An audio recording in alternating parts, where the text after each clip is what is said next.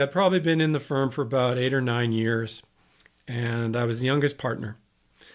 And I was just sitting on my couch, and we had just raised a big fund. And this was out in Hong Kong, and I just gotten, or I was separated. I was about to get divorced. I'd only been married for a year, and I just had a vision of how my life was going to play out for the next 20 years if I continued to do what I was doing. And at the time, I'd gotten into triathlon and I was fit. So I turned my life around physically. Years previous, I went through a process of getting into shape. So I got that part of my life organized.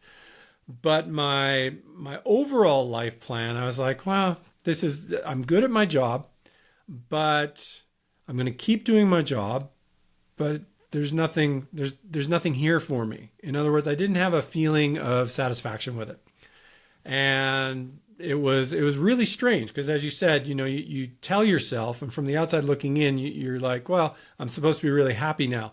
But I wasn't happy, and I wasn't necessarily sad either. It was just like, wow, I'm here and this is what it's like, but this isn't how I want to live my life. So in a sense, I was kind of living someone else's life. I was living maybe our general expectations of what will make us happy. If I say that kind of just generally, we think success, being paid well, living in a nice place, having nice stuff around me, being able to do whatever I want in terms of spending money. But it wasn't it for me. So I was like, okay, I got to try something different. So my boss worked with me. He was great. The managing partner of the firm he thought I just kind of briefly lost my mind. He was sort of like, you'll come to your senses and we'll go work together for another 20 years. Everything will be fine. But I didn't. I took 2 months off. I came here. I'm in Colorado right now. I came here to Colorado, spent 2 months just focusing on triathlon, trying to figure out what I wanted to do, and did some races, had fun at the races, went back, did 2 months with them. And then I was like, you know what? I am sure I want to leave. But my dad said, hey, don't just eject, just take a leave of absence. So if you do try this out for a period of time, you'll be able to get back in the door. And everybody liked that. They liked the sound of that. And then that also gave them, they could consult for me for a year and stuff. And so it wasn't quite part-time, but when things came up, they felt fine just asking me, and I could kind of help them out a bit. And then that was it. I never went back to full-time employment. And that was like 2000. So that was like 25 years ago. And so since then I had consulting assignments, part-time jobs, smaller jobs. I had a period in my life where I was a full-time coach, and just different things. And then we had 3 kids. And through the kids, it was another big life change. And then we had the pandemic, and I was like in the house with the kids. And I realized that once again, I'd kind of let an aspect of my health slip away. And that time I was actually pretty bummed. I felt very dark. I wasn't particularly positive. And dialing it back age-wise, I'm in my early 50s. And I'm sort of, you're like wondering, well, is this just the way it's going to be? Am I old now? And then I decided, no, I'm going to try again. I'm going to try again to get into really good shape and see how that impacted me. And it took about 8 months or so, and it was dramatic, the positive impact it had from getting back into shape. And by what I mean is not necessarily fast and racing fast and running fast and doing races. It was more metabolic fitness and metabolic health. So it was the ability.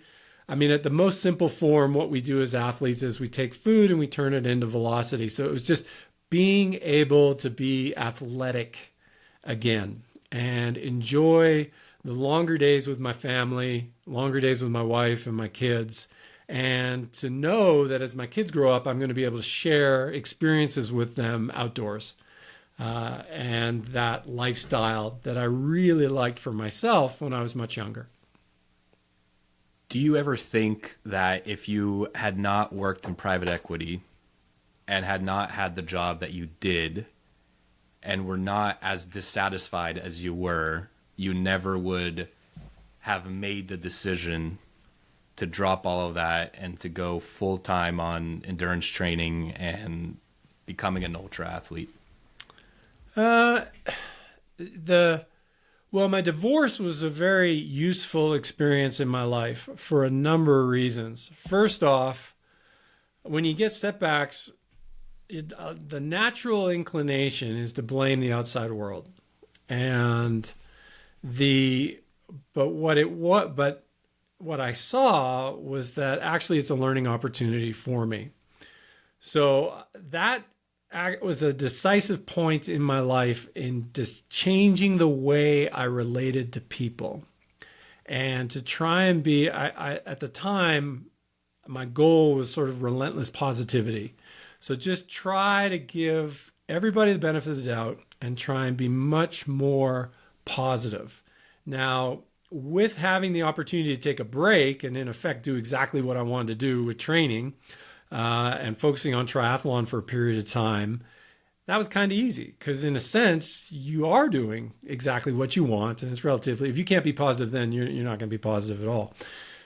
Now, again, roll forward, 3 young kids in the house. Now you're really challenged because you're not necessarily able to do what you want to do. You're certainly not able to do what you want to do all the time. You're going to have these little windows that you need to create where you can have a little bit of yourself while you take care of these little people, while they kind of grow up and turn into their own individuals. And so it's a different kind of challenge, but these things sort of build on themselves. So different setbacks in my life have always been an opportunity for change. Another setback I had a really bad bike accident in my early 40s. And as a result, I wasn't able to do really anything for about 6 weeks. And I was like, well, what am I going to do? I can't really do anything physical. So I wrote a book, and the book was really for my kids, for my young kids, because I had this powerful desire to pass on certain lessons to them. So I wrote that. And then in taking a break from being very focused on athletics and then writing this book for the kids, I was like, you know what? The right thing to do right now in my life is to focus on my family. And so I had that period of time where I focused on the family. And that was a great choice for me. It takes a lot of courage to make the decisions that you did. Do you view it as courageous doing what you did? Well, this is a very interesting part. So when people hear that I was in private equity, they often think, oh, Gordo had $100 million, and that's how he was able to break free. So my net worth when I left private equity was $1 million. Okay? So it was a significant sum of money, and it remains a significant sum of money. But it was not enough money to do effectively nothing for the rest of my life. I was relatively young. So what I needed to do was relocate to a low-cost part of the world. And I moved to New Zealand. And I went from having this expensive lifestyle, living in a townhouse in Jardines Lookout in Hong Kong, this beautiful townhouse, and sort of this life that was expensive to run. And I just shrunk the whole thing. I took 90% of my cost of living and just cut it out. Boom. Pretty much overnight. And at the time, I was able to find a house that I could live in, a 5-bedroom house in Christchurch, really cheap. So I set up this really cheap location where I could work as a consultant, I could do my training, and I could live my life for a period of time while I figured out, hey, what's next? So I think that is an important consideration in that I wasn't set in any sense of the word, but I made some good choices by figuring out a way to live cheaply, which gave me a time window to figure out what I wanted to do, and that was a good choice. I think as well, if you realize that you're heading in the wrong path, I don't think it's particularly courageous. I think it would be more sensible. In other words, it wasn't necessary. I didn't feel courageous. I felt like I was thinking clearly. And I saw it was like my life was pretty clearly laid out. I mean, I was a partner in a firm. We just raised a bunch of money. We were going to invest that money, go raise another fund, and we were just going to track this out for basically as long as we wanted. There was a senior partner. He wasn't all that old, and then there was us younger guys, and we were 10 to 20 years younger than the senior guy, and we would just kind of all just roll forward together. So I think in that case, it wouldn't strike me as courageous. It would strike me as sensible. And if you find you're in a position where you are unhappy and dissatisfied, or you just even hear yourself, sometimes people don't realize it. You'd be sitting with somebody. I was sitting with somebody. Actually, this is an interesting story. I'm sitting with a gold medalist. And I won't say any more than that, because if I say more, my friends will know exactly who I'm talking with. And the gold medalist shared that they were really unhappy with the current situation of their life. And we just accepted it. That's their call. But then, afterwards, I'm thinking, well, if you have this realization and you have the skills to win a gold medal at the Olympics, then you clearly have the skills to direct your life now that you've had this realization. So when we have these realizations, any of us, you don't need to be an Olympian to figure it out. I've always found it's useful, write it down, like make it real. It's like, yeah, I am not satisfied with this situation.